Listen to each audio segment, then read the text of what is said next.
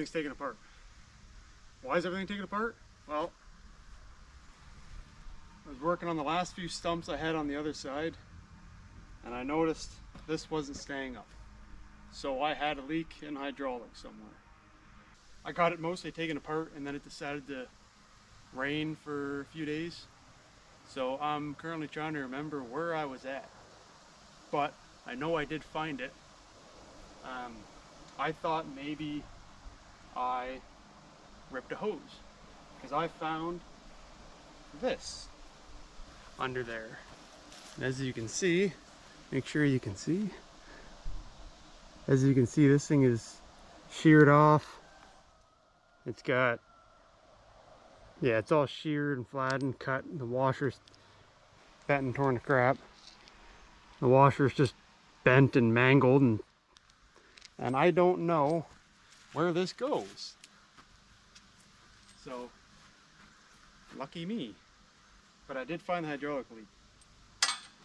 And I figure while it's fully taken apart, it's a perfect time to talk about it. I'm over 22 hours.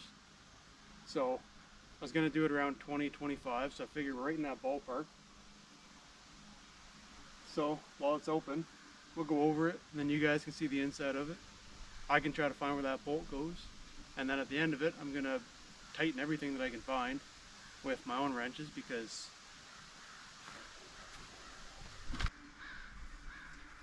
good old trusty Chinese wrenches. This is the one that came with it. Anyway, I'm going to go over it, and then you guys can see in it. I can try to find where that bolt comes from, and then I'll tighten everything I can, which I should have done in the beginning. But I did look in the back. I popped open the back and everything was tight. There was just one little piece of plastic thread in there that was finger tight and just needed a little more on it, so I didn't think much of it. But I'm going to go over it now and make sure everything's tightened on it. And then I'll button it back up, and I'll go over my process of getting it to me and how much I paid for it. I'm happy it's just a hydraulic. It's being loose, because I have seen horror stories on these, but I still think a lot of the horror stories are from the gas ones, from the cheaper ones, because you can pick these up for next to nothing, like $4,000. You can get one delivered to you, I think, something like that. Don't quote me, but it's along those lines, and they're cheap gas, cheapest of the cheap. But anyway. So we'll go around a little bit while it's open up. You guys can get the layout of things. That way if you're looking at one too, you can kind of get an idea where things might be on this model anyway. This excavator is from the manufacturer called Vote, V-O-T-E. And then they're imported to Vancouver, BC, and I think the East Coast as well, in Nova Scotia in their port. Those are the only two that I saw. You can get them from up in Canada anyway. I don't know about anywhere else. And then I had it delivered to Prince George. I picked it up there and went from there. But anyway, you can see battery, radiator. This is a diesel. It's a D722 Kubota motor. That's why I went with it, because it's got a name brand motor in it. That was important to me. You can get gas, Briggs & Stratton, which is still a great motor too, but I wanted a diesel. So you can see it's got everything there. It's got exhaust, it's got your motor, hydraulics, and your pump are all down in there, which is of course where the leak was. Well, actually the leak was right in way back in there, just enough that you could get a couple fingers and a wrench in there to tighten it. I did have to move this, but every panel was taken off and it was just right back in there when I followed it around, followed the hose down to it anyway. I lost a good bit of hydraulic fluid off of that, but I should have just enough hydraulic fluid to get that back up to halfway, and then next time I'm in the city there, or in town, I'll grab some more, and then it'll be alright. But anyway, so fuel tank, diesel. I can't remember how big that tank is. You can see it's not very big. Hydraulic tank. There is, I'm fairly certain, I can see it in the bottom when I look down from the fill-up. There is a filter down here, so it does have a hydraulic filter on it. I put the magnet on it because there were metal shavings in here, which is common for a lot of excavators that people get. You cram a little metal rod down in there, with a magnet on it. You can buy at the store or whatever. And I was getting shavings all along the bottom and everything. So I put this on here. It's a 100-pound magnet. It'll be enough to kind of catch anything swirling around in there and pull up against that, just to mitigate anything getting into the motor. Everything on it does seem fairly tight. This here is the only thing I've seen that is kind of worn out.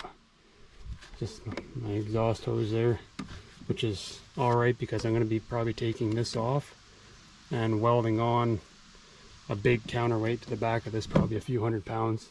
I just have to figure out how I'm going to do that. Yeah, as you can see, so anyway, you got your tanks,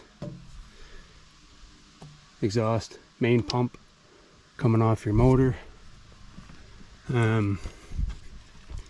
your filters, your diesel filters, oil filters, air filters. It's got everything on it.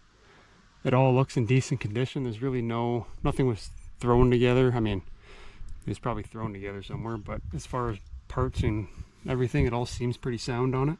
I also changed out the hydraulic fluid in this when I first bought it. I flushed the oil and hydraulic fluid. I put in HVI, high viscosity 46, because you know we got Canadian winters here. I put in 15W40 Castrol oil in it, so I flushed all that because I don't know what they put over in China there. And then I'll run that for about 50 hours and flush that as well. I'll top up the hydraulic fluid, but I'll still probably flush it when I do the full system again. Like I said, in 50 hours, just to make sure it's good. It does come with battery, your battery level, your coolant level, hours of operation. It comes with a spotlight on the front there, just on the other side of that. The one thing I like about this is it has a lock. So you can lock your controls when you are getting out, which is important because you bump that all the time, and last thing I want is this thing to turn when I'm getting out and knock me over, because that wouldn't be very fun or very nice. So I do like that it has the lock on it.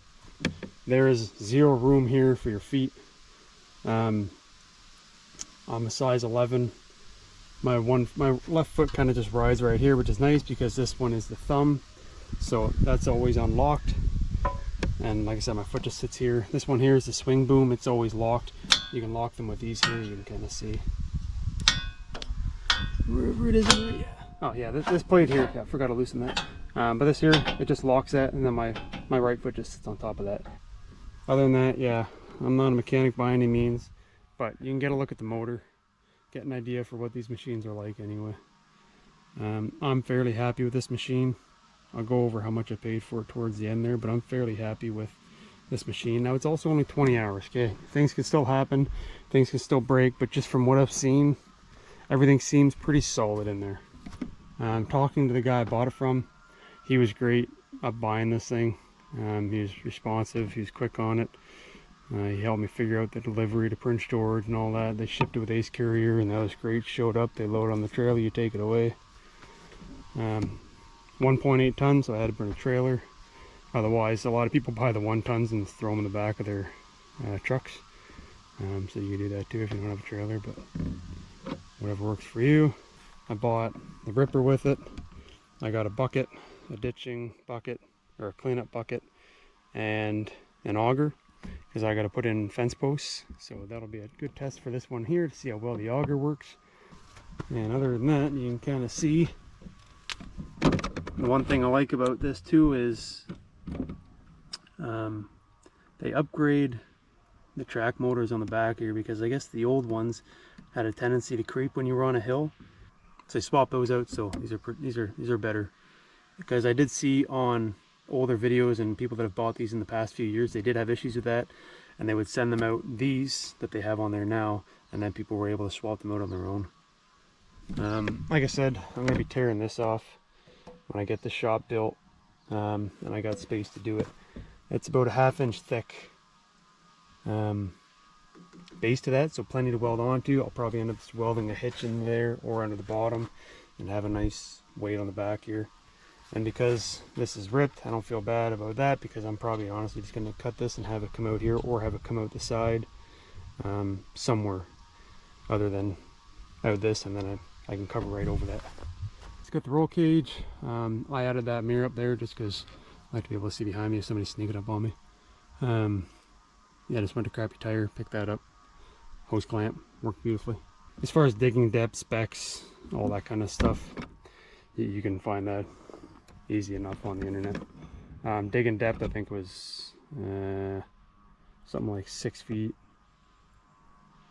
give or take a little bit. I can't remember exactly what it was, but I mean, what are you going to be digging this much deeper than that? If you need something bigger than that, well, you're going to need a bigger machine. But stuff around the acreage or whatever you're working on, this thing's a pretty damn good size for. And like I said, you can get smaller ones. You can get gas, that's perfectly fine. I'm happy with the diesel. I just wanted it to be diesel because, well, a little more power, longevity, things like that. Anyway, I'm going to go around, I'm going to get as much tightened up on this as I can. And then I'm going to put it back together, start it up. Well, I'll throw the hydraulic fluid in, start it up, make sure it's good to go. And then I'll probably go over how much I paid for it at that point and what I don't like about it as well. I'll go over that at the end there. Yeah, let's do that.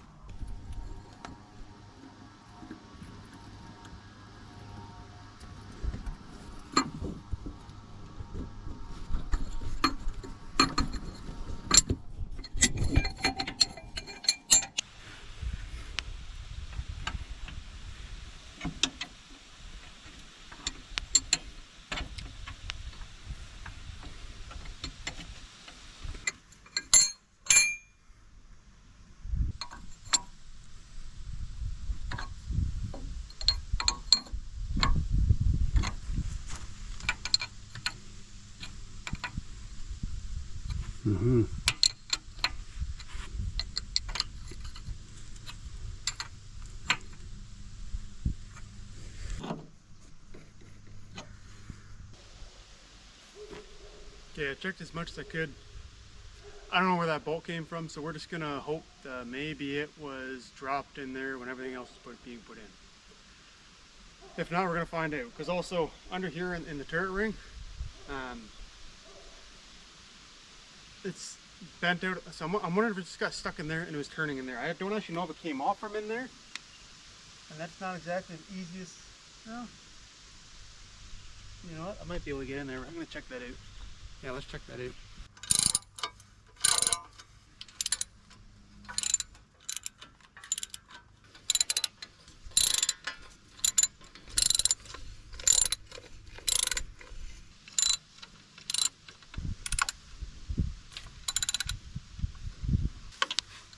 This little piece here is bent out. That's why I'm wondering if that's where it came from. Okay.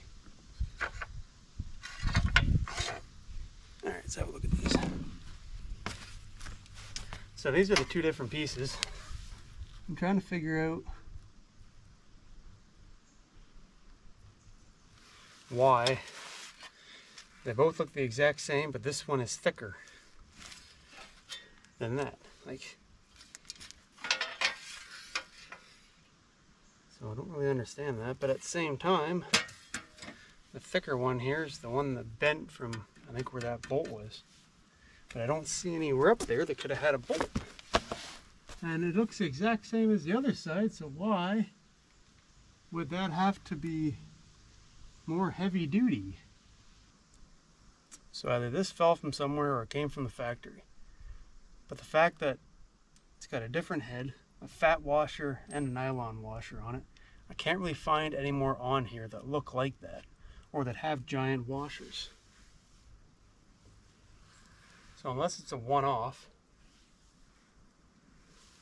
then I don't know where the heck it could have came from. Now, stuff holding the pumps, those are black with washers. Doesn't have nylon under it. I think those are lock washers. The thing is, I can't see those ones well enough to see if this came out from under there. And also, what are the odds that this comes out of there, travels under the front, gets stuck under that, bends that, and then cranks around in there for a while? That just doesn't make sense. So I really don't know. And we did have a few of these that were loose. I'm just going to trust that the rest down in there are tight because I can't reach them all. just a poor design flaw on that. I mean, one of your pumps that handles the other half of this for hydraulics, you can't even reach it. So that's a little disappointing, but I can't see those pumps. I can't see anywhere on that pump that might be held on with this. But that being said, we're going to take another look.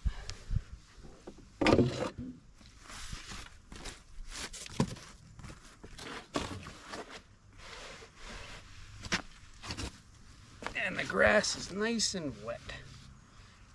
Because why not? And you guys are going to come with me. So let's go have a look under there, shall we?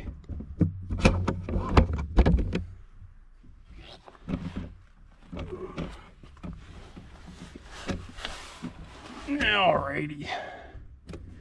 So we got our oil drainage, motor, pump, rad.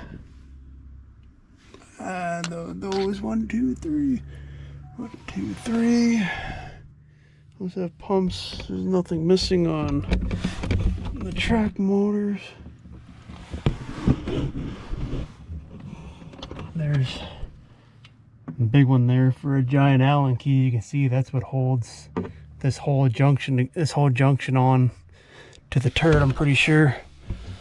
There's the motor for the turret, I believe. Nope, sorry, that's back up in there. This is the secondary motor, or a thirdary motor, or whatever order you want to do it, but this one controls the track motors. So that's this one right under here. I know it's kind of close, you guys probably can't see it too well. So we got the main motor towards the back. We got a motor, hydraulic pump, sorry, not motors, we got pumps. We got one motor. We got a pump down there, which is the main pump that supplies all the pumps. So main pump for the turret ring, which is above this, another pump for the track motors, and then this small pump that's kind of up in there. You see where all those cables are going. That's for all of your buckets and booms and tilts and swinging and all that fancy stuff. And I really don't know, guys, because I don't see any more that look like they're backing off, so that's kind of nice. Although I am going to try to get in here with a wrench to see if I can tighten any of these, just to double check, because I don't want to have to crawl down here again. But all these look tight. And I can't see up there either. That's the thing, is I can't even see the bottom of that small motor up there to see if it is something that came loose. But who knows, maybe you guys will see something that I don't.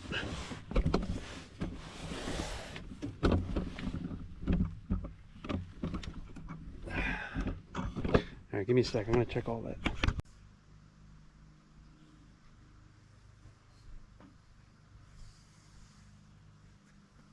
I really want to know where that bolt came from, but you know what? I think it might be a bolt that was in the factory and it got put onto this when something else was getting put on, or I don't know, but I can't find anything that even looks like it would be holding that on. And also, how did it get between the gears on the turret ring and the guard on it, if that is what bent that out? Which there's no way that would have been a log or nothing, because I haven't seen anything get crammed in there. So I think it was that bolt and it just got dropped at some point. So I really don't know. But anywho, I'm gonna get this put back together. Actually no, I'm gonna put oil in it first. Hydraulic fluid, sorry. And then I'm gonna make sure this works. And if it works, then I'm going to put it back together.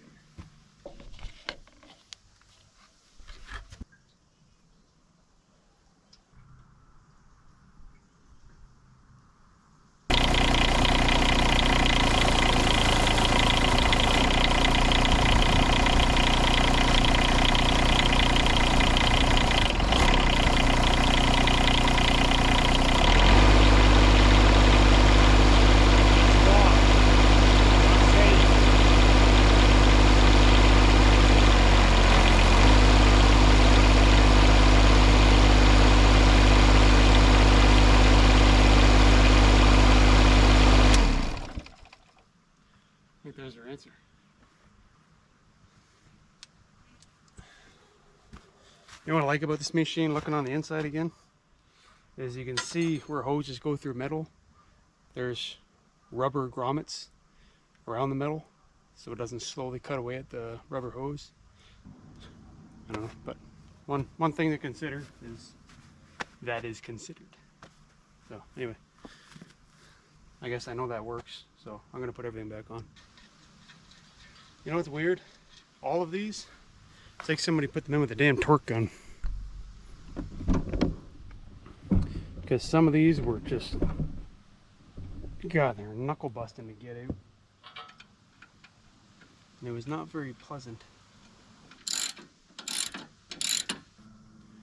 So, what I like, what I don't like. What I do like is, so far, start it up, starts up every time.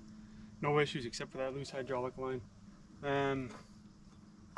It's simple. I've never operated one of these. The controls are jerky. Everybody says controls are jerky. Some people like to put springs on it, but it really is just a learning thing. You get used to it. You get used to working around it. I like that it's got an hour meter. The small cheap ones don't. Everybody says you got to install one. It's just a well laid out machine. I don't really have anything to compare it to, but I like it. There's a lot of things I like about it. It works, you know. Things I don't like though, list is more there because there's things I don't like versus what to compare to like to. It's comfy, it works. What I don't like though, I don't like your on-off switch down here because your leg bumps it and then you think your machine just crapped the bed, so you think you broke something. I don't like there's not enough room here for the feet. When I get the shop built, I will be tearing this all off and rebuilding it and moving it out just a little bit and then putting a bar out here and everything because this doesn't come up high enough. But I'll be building that out so I can actually get room for my feet to be comfortable in there. I don't like that it's so hard to access that pump down there if you have to change anything, because you can access it without taking the whole thing apart, by the look of it anyway. That being said, it is easy to access everything else. There was another thing I didn't like on it, but I can't remember. Yes, so it costs $13,500, 1.8 ton machine, bucket, thumb, the way it is. Delivery, like I said, depends where you are. For me, it was roughly $900, and then gas to go get it, new fluids and everything. I bought other attachments. I've used the rake already. I haven't used the auger, but I'm going to be using that very shortly here. I haven't used the ditching bucket, the cleanup bucket, because I haven't really needed it yet. The ripper's been great. It's tearing out stumps. I'm rather pleased and surprised with this thing. It does a good job. It can take a little bit. Some of them pop right out, some of them are stubborn. But half hour and you can get a good stump, 10-inch diameter, ripped out of the ground. Imagine if you're doing that by hand. Anywho, all my costs were roughly $18, and that was with, like I said, the ditching bucket, the auger, the ripper, the rake, and those were the 4 attachments that I got separate from purchasing this. And I'm also including buying the hydraulic fluid, the oil, things like that. Like I said, if you can go pick it up in Vancouver or the East Coast, $13,500. Actually, no, West Coast. I don't know what they're charging over on the East Coast. West Coast, if you go to Vancouver, $13,500, you can pick this up. Or 6,750 toonies, 13,500 loonies, 135 bottles of maple syrup. However you want to look at it. So they do come with a cab. There's 1.2 tons, 1.8 ton, 2 ton with a cab. I think it's like 18.5 or something like that. Don't quote me on that. And then 3.8 tons, like 30 plus grand or something like that. But this is just what we were able to afford, and I wanted something heavier too because I got big projects coming up. There's a small ravine on the property. I'm going to be on the side of the hill. I want more weight holding me down, and I'm also going to build more weight onto the back of this. When I get the shop put up, then I'm going to fabricate a nice counterweight for it. I'm still figuring out how I'm going to do that. But there's a lot of projects, and this thing, I mean, removing the stumps alone already, the amount of work this thing has saved me, and from having to pay to rent equipment, it's paid for a good chunk of it already. The garden, same thing. It's been nice. And doing a lot of work with the deer as well, leveling it all out, which this will do. I've done enough of it with it. It's just faster than the deer, that's all. There are a lot of people. There are Facebook groups, excavators, Chinese excavators, whatever, and everybody's got an opinion on there. Everybody owns a different one. So there's plenty on there to research. I know Ripa, they're out of Grand Prairie. They're great, they're just more expensive. There's other brands similar to Vote. You can buy one at Princess Auto. I think it's like $5 grand or something like that. I guess it all depends what you're looking at.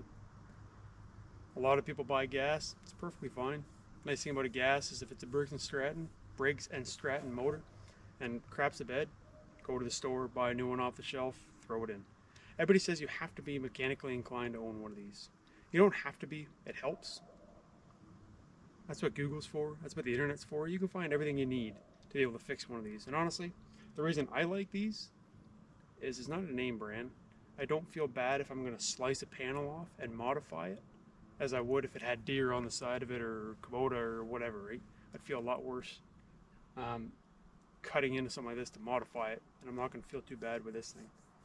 It's still a good chunk of change, and I'm still, don't get me wrong, but I don't feel as bad modifying this as I would something professional. But like I said, little gas ones. A lot of people buy a 1 ton. You can get a lot of work done with the 1 ton because older videos I've watched, the amount of issues people had with these, and from buying this one to that, a lot of those issues have been solved. So they're actually listening and changing things. Like I said, there's little things here and there on this that you see that it's just nice to see, like hoses that are wrapped properly or protected from sharp corners, whatever it may be on it. It does come with a toolkit. Comes a little yellow toolkit, and it's got every wrench that you need in there. It even comes with a grease gun. And it does come with the manual, obviously. The manual, I think, is just for the motor, though. Nice Chinesium steel. Good quality, right? But anyway, if you don't have anything, you can get by. I'm trying to find... Here it is. Like I said, Chinesium, right?